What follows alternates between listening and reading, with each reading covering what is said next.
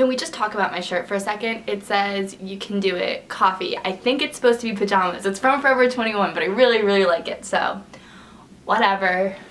Hi guys, so today I'm going to be talking about something a little bit different, not beauty or fashion related, obviously.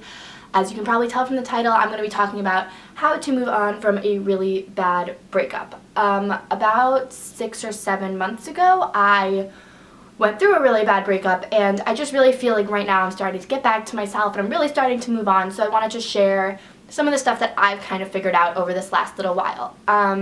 Just a bit of background, I was in my relationship for 2 years, which might not seem like a long time if you're older, but I'm only 21, so to me 2 years is like a pretty significant chunk of my life. We had a lot of plans to have a life together and, you know, move in together, and if you think I'm too young for that, then sorry, that's your personal opinion, but a lot of people do that, and that was kind of where I thought my life was going to be at right now. Instead, I am single. I graduated from college and I moved back in with my parents. So I'm kind of at a weird place in my life, so I just kind of wanted to share some of the stuff that's been good for me and helping me move on. I don't want to like bash him or anything. He's a great guy. Obviously none of you guys know him, but part of the reason that we broke up was just there was a lot of jealousy on his end. I was in college, he was older, he had already graduated, and we were just kind of at different points in our life. So nothing really that horrible. I don't hate him, I don't resent him, I like wish him all the best, but yeah, just so you guys kind of know where I'm coming from. My first tip is to give yourself time to grieve your breakup. I'm somebody who tends to kind of avoid my emotions and run around like, I'm fine, everything's okay. That's really not helpful, and eventually like you will break down, you will be sad. Like, let yourself be sad. I know it's a really hard feeling to have, but in the long run it's really best for you just to kind of feel it and just move through it, push through it.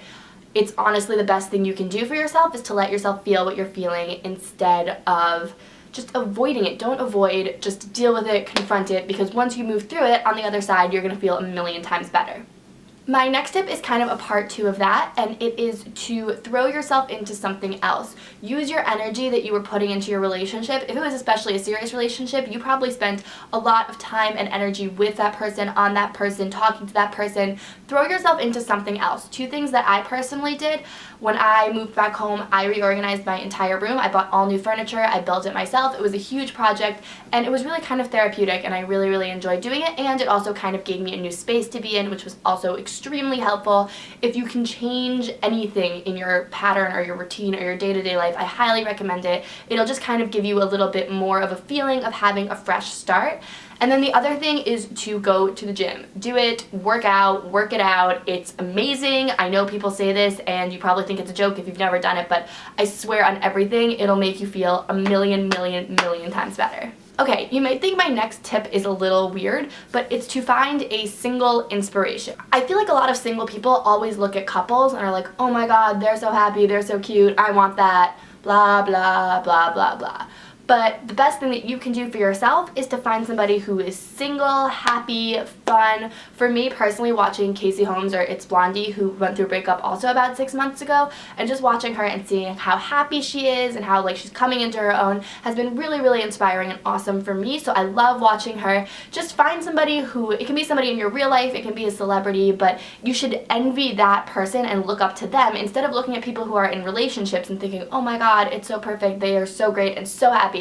Just channel that into somebody who's single and who's having the kind of thing that you're going through. It's a really, really, really good way to just feel inspired and happy. My last final tip is to get back out there. I know that seems like a kind of stupid, obvious one, but a lot of people really do wallow in their breakups. Like I said, give yourself time to kind of feel it and move through it, honestly, but don't let that linger too long. I feel like the people who get really cynical and bitter about relationships are the people who are letting their past stuff affect them and just holding on to it day after day after day.